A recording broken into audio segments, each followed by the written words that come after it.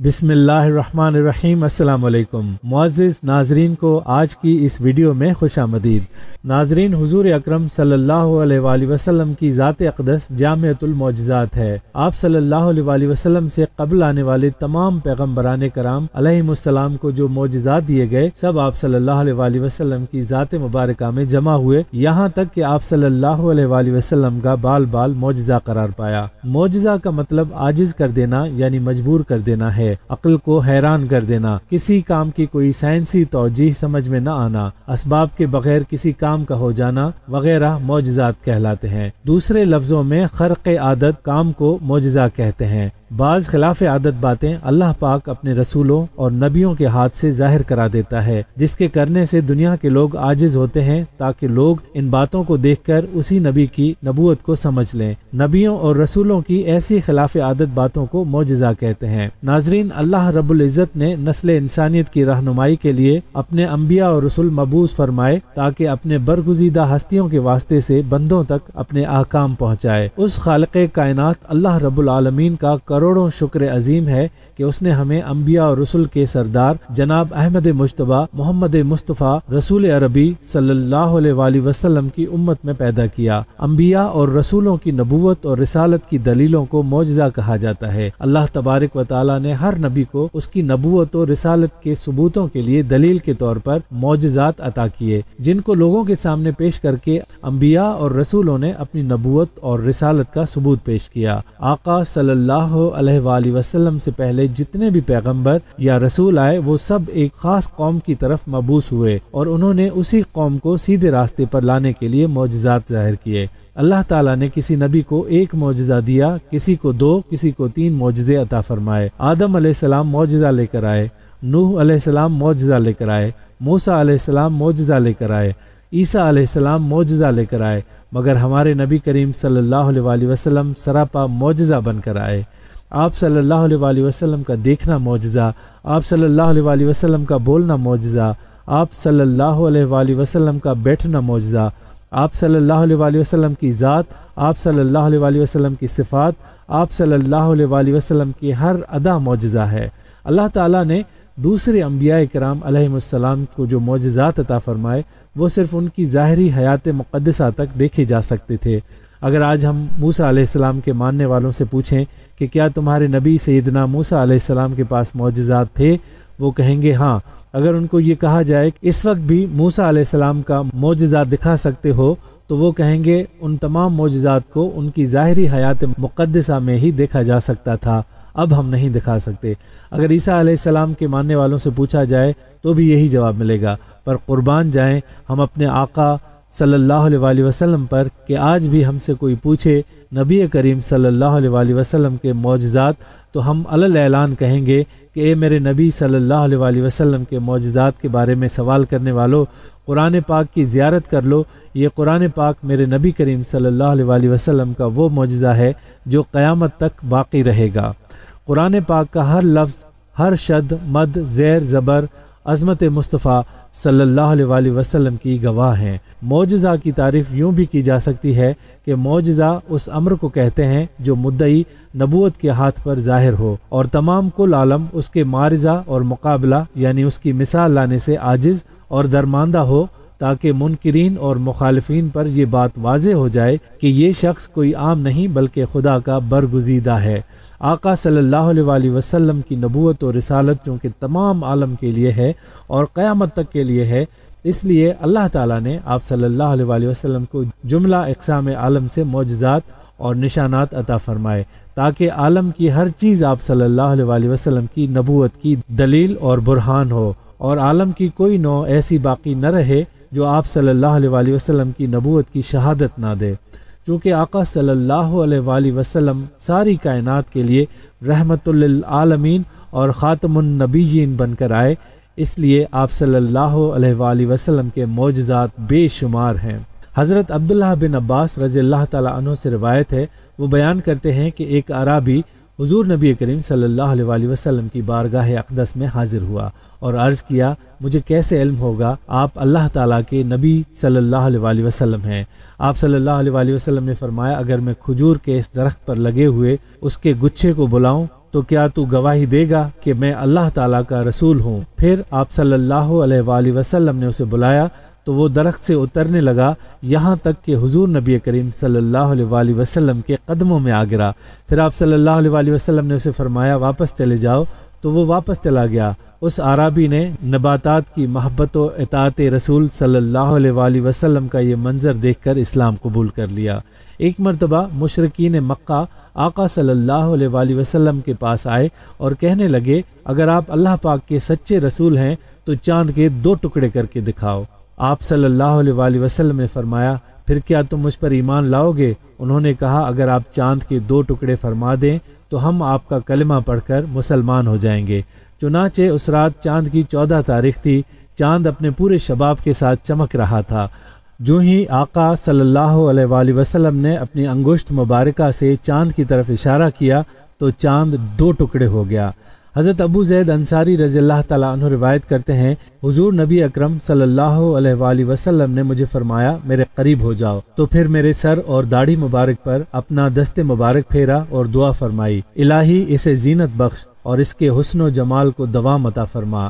راوی کہتے ہیں کہ انہوں نے 100 سال سے زیادہ عمر پائی لیکن ان کے سر اور داڑھی کے چند بال ہی سفید ہوئے تھے۔ ان کا چہرہ صاف اور روشن رہا اور تادم آخر ایک ذرہ بھر شکن بھی چہرے پر نمودار نہ ہوئی۔ سیدنا حضرت انس رضی اللہ تعالیٰ عنہ سے روایت ہے کہ ایک انصاری گھرانے میں ایک اونٹ تھا جس پر وہ کھیتی باڑی کے لیے پانی بھرا کرتے تھے اور ان کے قابو میں نہ رہا اور انہیں اپنی پشت پانی لانے کے لیے استعمال کرنے سے روک دیا۔ انصار صحابہ حضور نبی اکرم صلی اللہ علیہ وآلہ وسلم کی بارگاہ اقدس میں حاضر ہوئے۔ آقا صلی اللہ علیہ وآلہ وسلم کی بارگاہ میں عرض کیا یا رسول اللہ صلی اللہ علیہ وآلہ وسلم ہمارا ایک اونٹ تھا، ہم اس سے کھیتی باڑی کے لیے پانی لینے کا کام لیتے تھے اور وہ ہمارے قابو میں نہیں رہا اور اب وہ خود سے کوئی کام نہیں لینے دیتا۔ ہمارے کھیت کھلیان اور باغ پانی کی قلت کے باعث سوکھ گئے ہیں۔ قربان جاؤں اپنے آقا جناب محمد مصطفیٰ رسول عربی صلی اللہ علیہ وآلہ وسلم پر۔ آپ صلی اللہ علیہ وآلہ وسلم نے صحابہ اکرام کو فرمایا اٹھو، پس سارے اٹھ کھڑے ہوئے اور اس انصاری کے گھر تشریف لے گئے۔ آپ صلی اللہ علیہ وآلہ وسلم احاطے میں داخل ہوئے تو اونٹ جو کہ ایک کونے میں تھا، نبی کریم صلی اللہ علیہ وآلہ وسلم اونٹ کی طرف چل پڑے تو انصار کہنے لگے یا رسول اللہ صلی اللہ علیہ وآلہ وسلم یہ اونٹ کتے کی طرح باولا ہو چکا ہے اور ہمیں اس کی طرف سے آپ پر حملے کا خطرہ ہے۔ حضور نبی کریم صلی اللہ علیہ وآلہ وسلم نے فرمایا مجھے اس سے کوئی نقصان نہیں ہوگا۔ اونٹ نے جیسے ہی آقائے دو جہاں سرور کون و مکان شافی روز و محشر صلی اللہ علیہ وآلہ وسلم کو دیکھا تو آپ صلی اللہ علیہ وآلہ وسلم کی طرف بڑھا، یہاں تک کہ قریب آ کر آپ صلی اللہ علیہ وآلہ وسلم کے سامنے سجدے میں گر پڑا۔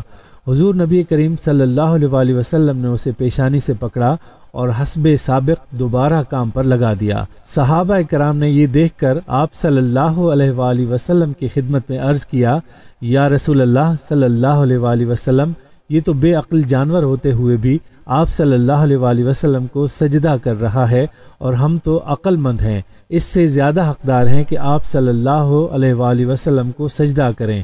ایک اور روایت میں ہے کہ صحابہ کرام علیہم الرضوان نے عرض کیا یا رسول اللہ صلی اللہ علیہ وآلہ وسلم ہم جانوروں سے زیادہ آپ صلی اللہ علیہ وآلہ وسلم کو سجدہ کرنے کے حقدار ہیں۔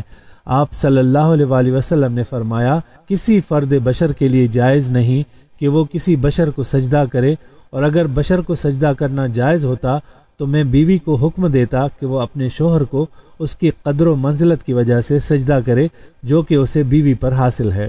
اس حدیث مبارکہ سے یہ معلوم ہوتا ہے کہ ہر وقت صحابہ کرام علیہم الرضوان کا دل سجدہ کرنے کے لیے مچلتا تھا۔ آج جو لوگ یہ کہتے پھر رہے ہیں کہ نماز میں نبی صلی اللہ علیہ وآلہ وسلم کا خیال آنے سے نماز ٹوٹ جاتی ہے، خدا کے بندو آؤ اس حدیث مبارکہ کا مطالعہ کرو۔ حضرت عبداللہ بن عباس رضی اللہ تعالیٰ عنہ فرماتے ہیں کہ ایک مرتبہ حضور نبی کریم صلی اللہ علیہ وآلہ وسلم کے عہد مبارک میں سورج گرہن ہوا اور آپ صلی اللہ علیہ وآلہ وسلم نے نماز کسوف پڑھائی۔ صحابہ کرام علیہم الرضوان نے عرض کیا یا رسول اللہ صلی اللہ علیہ وآلہ وسلم ہم نے دیکھا کہ آپ نے اپنی جگہ پر کھڑے کھڑے کوئی چیز پکڑی، پھر ہم نے دیکھا کہ آپ کسی قدر پیچھے ہٹ گئے۔ آقائے دو جہاں صلی اللہ علیہ وسلم نے فرمایا مجھے جنت نظر آئی تھی، میں نے اس میں سے ایک خوشہ پکڑ لیا، اگر اسے توڑ لیتا تو تم رہتی دنیا تک اسے کھاتے رہتے اور وہ ختم نہ ہوتا۔ ناظرین، خاتم النبیین محمد صلی اللہ علیہ وسلم کی ذات اقدس جامعۃ المعجزات ہے۔ پہلے انبیاء علیہ السلام کو جو معجزے عطا کیے گئے وہ سب آپ صلی اللہ علیہ وسلم کے وجود مبارک میں جمع ہوئے، یہاں تک کہ آپ صلی اللہ علیہ وسلم کا بال بال معجزہ قرار پایا۔ آپ صلی اللہ علیہ وسلم کے معجزات میں سے کئی جمادات، نباتات اور حیوانات سے متعلق ہیں۔ کنکریاں آپ صلی اللہ علیہ وسلم کے ہاتھ میں تسبیح کرتی، شجر و حجر آپ صلی اللہ علیہ وسلم پر سلام بھیجتے اور سجدہ کرتے، اونٹ آپ صلی اللہ علیہ وسلم سے فسانہ غم بیان کرتے۔ احادیث و سیرت مبارکہ کی کتب میں ایسے متعدد خوش نصیب درختوں کا بھی ذکر ملتا ہے جنہوں نے آپ صلی اللہ علیہ وسلم کی تعظیم و تکریم کی اور مقام نبوت کو پہچانا۔ کئی درخت آپ صلی اللہ علیہ وسلم کی پکار پر زمین کو چیرتے ہوئے دربار رسالت میں حاضر ہوئے اور اقرار نبوت کی سعادت حاصل کی۔ تمام انبیاء علیہ السلام کو اللہ تعالیٰ نے عملی معجزات عطا فرمائے، لیکن سرور کائنات کو ہزاروں کی تعداد عملی معجزوں کے ساتھ ساتھ ایک بہت بڑا علمی معجزہ قرآن پاک عطا فرمایا۔ زندہ اور ہمیشہ باقی رہنے والا یہ عظیم الشان معجزہ ہے جو اپنی معجزانہ حیثیت اور شان کے ساتھ آج بھی امت کے پاس جوں کا توں موجود ہے۔ لفظ معجزہ عجز سے نکلا، جس کے معنی کوئی ایسی چیز جس سے عقل عاجز آ جائے، کوئی ایسا واقعہ جو معمول سے بالکل منفرد ہو، جو انسان کو حیرت میں مبتلا کر دے۔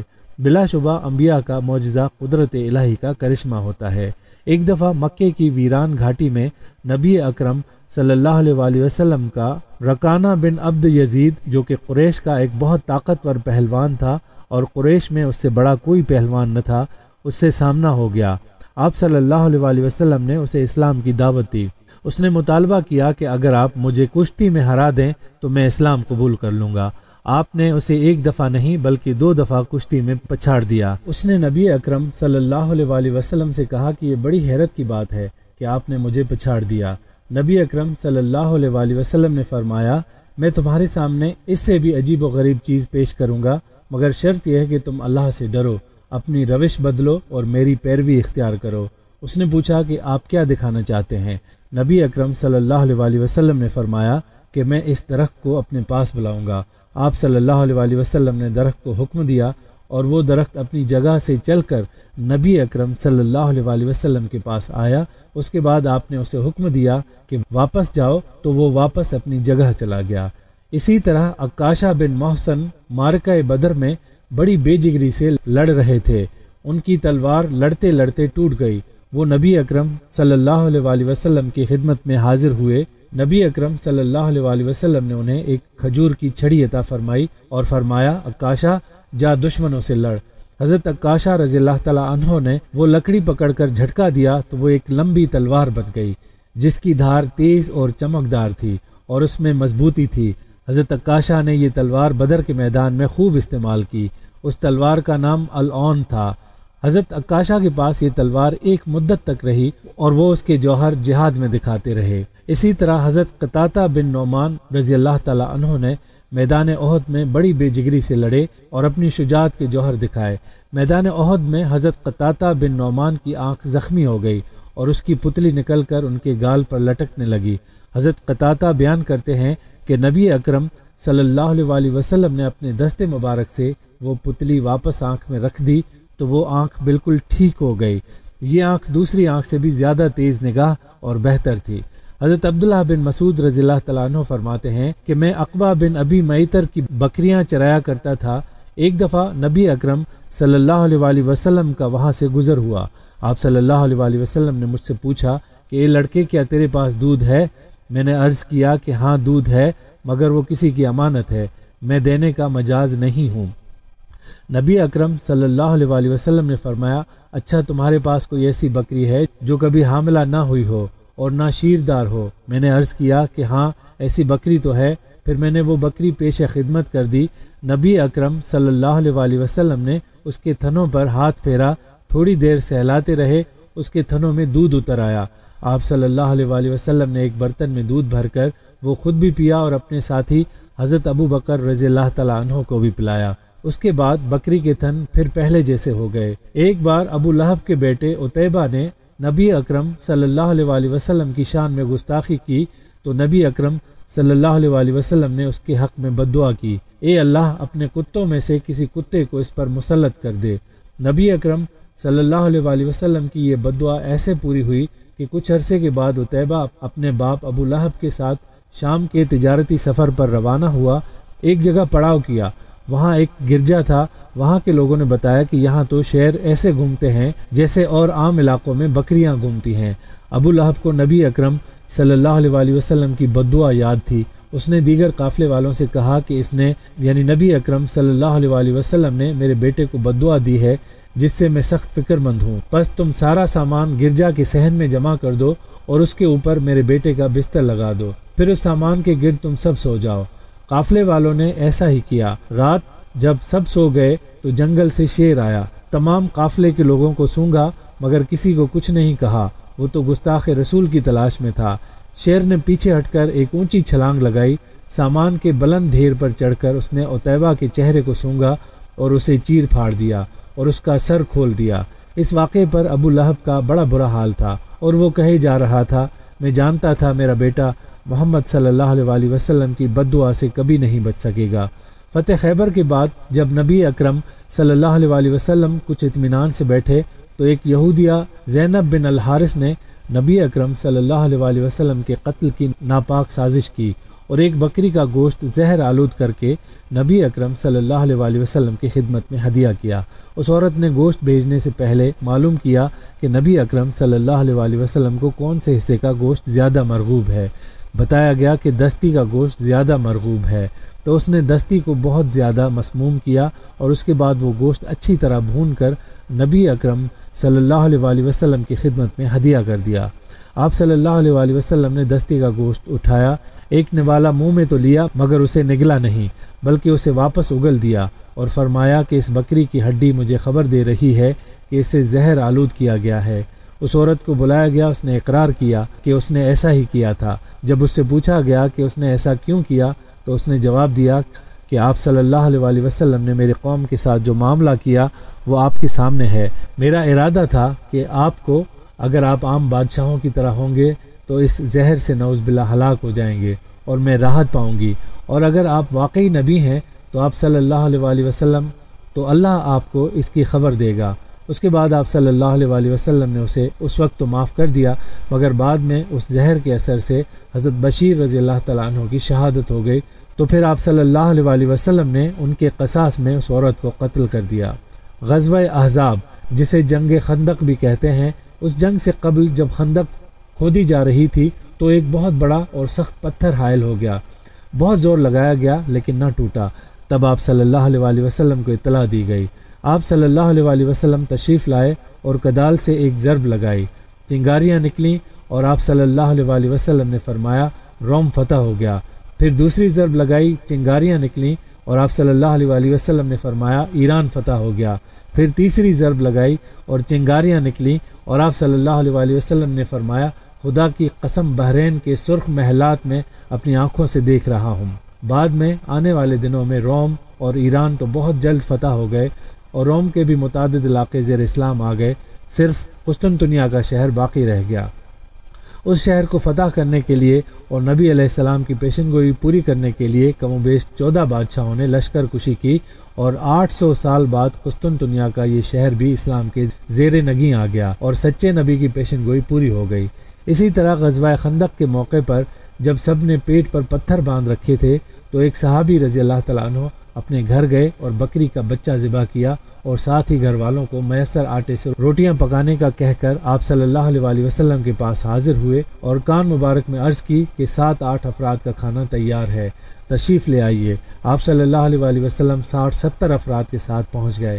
اس صحابی کے چہرے پر پریشانی کے آثار دیکھ کر آپ صلی اللہ علیہ وسلم نے ارشاد فرمایا تھالی ہٹائے بغیر سالن نکالتے رہو اور اوپر سے رومال ہٹائے بغیر روٹیاں نکالتے رہو۔ اسی طرح اس 7-8 افراد کے کھانے کو 60-70 افراد نے سیر ہو کر تناول کیا اور مہمانوں کے چلے جانے پر پہلے جتنا کھانا پھر بھی باقی دھرا تھا۔ خاتم النبیین صلی اللہ علیہ وسلم کے بے شمار معجزات ہیں، تمام معجزات کو ان سطور میں بیان کرنا ممکن نہیں۔ واقع معراج ایک بہت بڑا معجزہ ہے جو کہ خود ایک علیحدہ باب ہے۔ مسجد نبوی صلی اللہ علیہ وآلہ وسلم میں جانے والے اہل علم مسلمان اس خوش بخت ستون استوانہ حنانہ کی تاریخ کو بخوبی جانتے ہیں کہ یہ مقام اس عظیم درخت حنانہ سے منسوب ہے جس نے اللہ کے نبی صلی اللہ علیہ وآلہ وسلم سے جدائی پر گریہ کیا اور آپ صلی اللہ علیہ وآلہ وسلم نے اس پر شفقت فرما کر اسے جنت میں بھیج دیا تھا۔ بخاری شریف اور احادیث و سیرت مبارکہ کی کتابوں میں فراق النبی صلی اللہ علیہ وآلہ وسلم میں بلکتے حنانہ کا ذکر موجود ہے۔ حنانہ سردار الانبیاء کے معجزات کی صداقت کا گواہ ہے۔ اللہ کے پیارے محبوب حضرت محمد مصطفیٰ صلی اللہ علیہ وآلہ وسلم کی ذات مبارک جامع المعجزات ہے۔ آپ صلی اللہ علیہ وآلہ وسلم کے عشق فراق میں انسانوں کے ساتھ جمادات اور نباتات اور حیوانات بھی بےتاب ہوتے، سجدہ ریز ہوتے، درود و سلام بھیجتے اور فراق میں روتے پائے گئے۔ امام ابو حنیفہ رضی اللہ تعالیٰ عنہ نے اپنے نعتیہ قصیدہ میں اشجار پر آپ صلی اللہ علیہ وآلہ وسلم کے کرم کا ذکر کیا ہے۔ انہوں نے لکھا ہے، اور جب آپ صلی اللہ علیہ وآلہ وسلم نے درختوں کو بلایا تو وہ فرما بردار بن کر دوڑتے ہوئے آپ صلی اللہ علیہ وآلہ وسلم کے حکم پر لبیک کہتے آپ صلی اللہ علیہ وآلہ وسلم کی بارگاہ میں حاضر ہو گئے۔ امام شرف الدین بوصیری نے بھی قصیدہ بردہ شریف میں کہا ہے، آپ صلی اللہ علیہ وآلہ وسلم کی پکار پر اشجار بغیر قدموں کے اپنی پنڈلیوں پر چلتے ہوئے آپ صلی اللہ علیہ وآلہ وسلم کی طرف چل پڑے۔ ان درختوں میں سے سب سے خوش نصیب درخت حنانہ ہے۔ احادیث و سیرت کی کتب میں ایسے بہت سے معجزات کا ذکر خیر موجود ہے۔ حضور اکرم صلی اللہ علیہ وآلہ وسلم کی تعظیم و تکریم میں حنانہ نامی ایک درخت کا ذکر کئی کتابوں میں موجود ہے۔ رسول اکرم صلی اللہ علیہ وآلہ وسلم کے ایک صحابی نے لکڑی کا ممبر بنا کر مسجد نبوی میں رکھ دیا۔ آپ صلی اللہ علیہ وآلہ وسلم خطبہ ارشاد فرمانے کے لیے اس پر رونق افروز ہوئے تو خشک درخت حنانہ کا بنا ہوا وہ ستون جس سے ٹیک لگا کر آپ صلی اللہ علیہ وآلہ وسلم خطبہ ارشاد فرماتے تھے، بلک بلک کر رونے لگا۔ اس گریہ میں اتنا درد تھا کہ مجلس میں موجود تمام اصحابہ کرام آبدیدہ ہو گئے۔ حضرت صلی اللہ علیہ وآلہ وسلم نے جب ستون کی بے قراری ملاحظہ فرمائی تو خطبہ مؤخر فرما کر اس ستون کے پاس آئے اور اسے سینے سے لپٹا لیا۔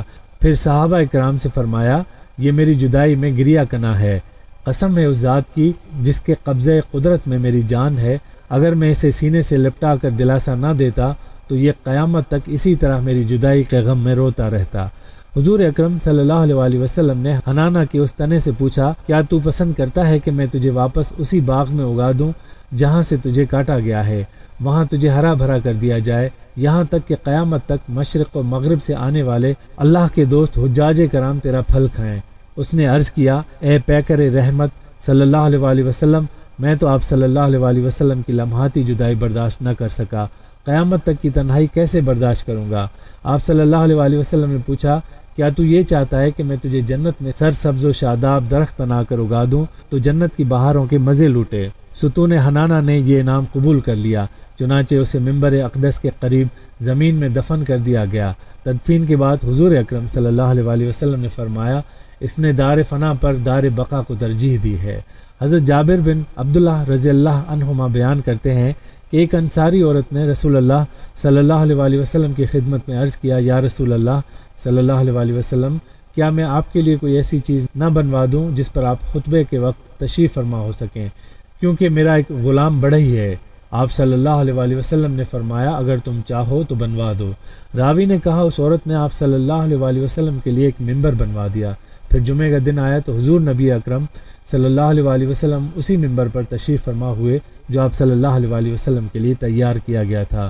کھجور کا وہ تنا جسے ٹیک لگا کر آپ صلی اللہ علیہ وآلہ وسلم خطبہ ارشاد فرماتے تھے، ہجر و فراق رسول صلی اللہ علیہ وآلہ وسلم میں چیخ اٹھا، یہاں تک کہ غم فراق میں پھٹ جاتا۔ یہ دیکھ کر حضور نبی اکرم صلی اللہ علیہ وآلہ وسلم ممبر مبارک سے نیچے تشریف لے آئے اور کھجور کے ستون کو پکڑ کر اپنے ساتھ لگا لیا۔ ستون اس بچے کی طرح ہچکیاں لینے لگا جسے تھپکی دے کر چپ کرایا جاتا ہے، یہاں تک کہ اسے قرار مل گیا۔ حضرت ابن بریدہ رضی اللہ عنہ اپنے والد سے روایت کرتے ہیں کہ حضور نبی اکرم صلی اللہ علیہ وآلہ وسلم خطاب فرماتے تو کھڑے ہو کر فرماتے، دوران خطاب کبھی قیام طویل ہو جاتا تو یہ طوالت آپ صلی اللہ علیہ وآلہ وسلم کی طبیعت مقدسہ پر گراں ہوتی، تب آپ صلی اللہ علیہ وآلہ وسلم کی سہولت کے لیے زمین کھود کر اس میں کھجور کا خشک تنا نصب کر دیا گیا۔ चुनाचे हुजूर नबी अकरम सल्लल्लाहु अलैहि वसल्लम जब खिताब फरमाते और आप सल्लल्लाहु अलैहि वसल्लम का क़याम तवील और थका देने वाला हो जाता तो आप सल्लल्लाहु अलैहि वसल्लम खजूर के उस तने का सहारा लेकर उसके साथ टेक लगा लेते। फिर एक शख्स ने जो कहीं से मदीना मुनव्वरा आया हुआ था, आप सल्लल्लाहु अलैहि वसल्लम को खजूर के इस तने के साथ खड़े देखा तो उसने अपने करीब बैठे हुए लोगों से कहा, अगर मुझे मालूम हो जाए कि मोहम्मद मुस्तफ़ा सल्लल्लाहु अलैहि वसल्लम मेरी इस चीज़ को पसंद फरमाएंगे जो आप सल्लल्लाहु अलैहि वसल्लम के लिए आरामदेह होगी, तो मैं उनके लिए एक ऐसी मसनद तैयार कर दूं जिस पर आप सल्लल्लाहु अलैहि वसल्लम क़याम फरमा हो। उस पर आप सल्लल्लाहु अलैहि वसल्लम जितनी देर चाहें तशरीफ़ फरमा हो और जितनी देर चाहें खड़े हो जाएं। ये बात हुजूर नबी अकरम सल्लल्लाहु अलैहि वसल्लम तक पहुँची तो आप सल्लल्लाहु अलैहि वसल्लम ने उसे हुजूर नबी अकरम सल्लल्लाहु अलैहि वसल्लम की खिदमत अक़दस में ले आए। फरमाया, इस शख्स को मेरे पास ले आओ। तो उस शख्स को हुक्म दिया गया कि वो 3 या 4 पायदान वाला मिंबर तैयार कर दे। ये आज भी मिंबरुल मदीना में मौजूद हैं। हुजूर नबी अकरम सल्लल्लाहु अलैहि वसल्लम ने उस मिंबर पर तशरीफ़ फरमा होने में राहत महसूस की। जब आप सल्लल्लाहु अलैहि वसल्लम ने उस खुश्क खजूर के तने से जुदाई इख्तियार की और अपने लिए बनाए गए उस मिंबर पर जलवा अफरोज़ हुए तो खुश्क लकड़ी का वो तना गमनाक हो गया और हुजूर नबी अकरम सल्लल्लाहु अलैहि वसल्लम के इश्तियाक और गम में इस तरह रोने लगा जैसे ऊँटनी अपने गुमशुदा बच्चे के लिए रोती है। हज़रत जाबिर रज़ियल्लाहु तआला अन्हु एक तवील रिवायत में बयान करते हैं कि हम रसूलुल्लाह सल्लल्लाहु अलैहि वसल्लम के साथ एक गज़वा के सफ़र पर रवाना हुए, यहाँ तक कि हम एक कुशादा वादी में पहुँचे। रसूलुल्लाह सल्लल्लाहु अलैहि वसल्लम रफ़े हाजत के लिए तशरीफ़ ले गए। मैं पानी का बर्तन लेकर आप सल्लल्लाहु अलैहि वसल्लम के पीछे गया। रसूलुल्लाह सल्लल्लाहु अलैहि वसल्लम ने इर्द गिर्द देखा, लेकिन आप सल्लल्लाहु अलैहि वसल्लम को पर्दे के लिए कोई चीज़ नज़र न आई। वादी के किनारे 2 दरख्त थे। रसूलुल्लाह सल्लल्लाहु अलैहि वसल्लम उनमें से एक दरख्त के पास गए। आप सल्लल्लाहु अलैहि वसल्लम ने उसकी शाखों में से एक शाख पकड़ी और फरमाया, अल्लाह ताला के हुक्म से मेरी इताअत कर। वो दरख्त उस ऊँट की तरह फरमा बरदार होकर आप सल्लल्लाहु अलैहि वसल्लम के साथ चलने लगा जिसकी नाक में नुकील हो और वो महार पकड़ने वाले के ताबे हो। फिर आप सल्लल्लाहु अलैहि वसल्लम दूसरे दरख्त के पास गए और उसकी शाखों में से एक शाख पकड़कर फरमाया, अल्लाह ताला के इज़्न से मेरी इताअत कर। वो दरख्त भी पहले दरख्त की तरह आप सल्लल्लाहु अलैहि वसल्लम के ताबे होकर साथ चलने लगा, यहाँ तक कि जब आप सल्लल्लाहु अलैहि वसल्लम दोनों दरख्तों के दरमियान पहुँचे तो आप सल्लल्लाहु अलैहि वसल्लम ने उन दोनों दरख्तों को मिला दिया और फरमाया, अल्लाह ताला के इज़्न से जुड़ जाओ। सो वो दोनों दरख्त जुड़ गए। हज़रत जाबिर रज़ियल्लाहु तआला अन्हु फरमाते हैं कि मैं इस ख्याल से निकला कि रसूलुल्लाह सल्लल्लाहु अलैहि वसल्लम मुझे करीब देखकर कहीं मज़ीद दूर न चले जाएं, और मोहम्मद बिन इबाद की रिवायत में है, मज़ीद दूर न हो जाएं। मैं वहाँ बैठा अपने दिल से बातें कर रहा था। मैंने अचानक देखा कि रसूलुल्लाह सल्लल्लाहु अलैहि वसल्लम वापस तशरीफ़ ला रहे हैं और वो दोनों दरख्त एक दूसरे से अलग होकर अपने अपने साबिक़ा असल मकाम पर जा खड़े हुए। मैंने देखा लम्हा भर के लिए रसूलुल्लाह सल्लल्लाहु अलैहि वसल्लम वहाँ खड़े रहे। फिर आप सल्लल्लाहु अलैहि वसल्लम ने अपने सर मुबारक से इस तरह इशारा किया। इशारे की कैफियत बताने के लिए रावी अबू इस्माइल ने भी अपने सर से दाएं बाएं इशारा किया। हज़रत जाबिर फरमाते हैं, फिर आप सल्लल्लाहु अलैहि वसल्लम मेरी तरफ आने लगे। जब आप सल्लल्लाहु अलैहि वसल्लम मेरे पास पहुँचे तो आप सल्लल्लाहु अलैहि वसल्लम ने फरमाया, ए जाबिर, तुमने वो मकाम देखा था जहाँ मैं खड़ा था? मैंने अर्ज़ किया, जी हाँ या रसूल अल्लाह। आप सल्लल्लाहु अलैहि वसल्लम ने फरमाया, इन दोनों दरख्तों के पास जाओ और उनमें से हर एक की एक एक शाख काट कर लाओ, और जब उस जगह पहुँचो जहाँ मैं खड़ा था तो एक शाख अपनी दाईं जानिब और एक शाख अपनी बाईं जानिब डाल देना। हज़रत जाबिर रज़ियल्लाहु तआला अन्हु कहते हैं कि मैंने उठकर एक पत्थर लिया और उसे तोड़कर तेज़ किया। फिर मैं उन दरख्तों के पास गया और हर एक से एक एक शाख तोड़ दी। फिर मैं उन्हें घसीट कर रसूलुल्लाह सल्लल्लाहु अलैहि वसल्लम के खड़े होने की जगह लाया। उस जगह एक शाख दाईं जानिब और एक शाख बाईं जानिब डाल दी और हुजूर नबी अकरम सल्लल्लाहु अलैहि वसल्लम की खिदमत में हाजिर होकर अर्ज़ किया, या रसूलल्लाह सल्लल्लाहु अलैहि वसल्लम, मैंने आपके हुक्म पर अमल कर दिया है, मगर क्या मैं जान सकता हूँ कि इस अमल का सबब क्या है?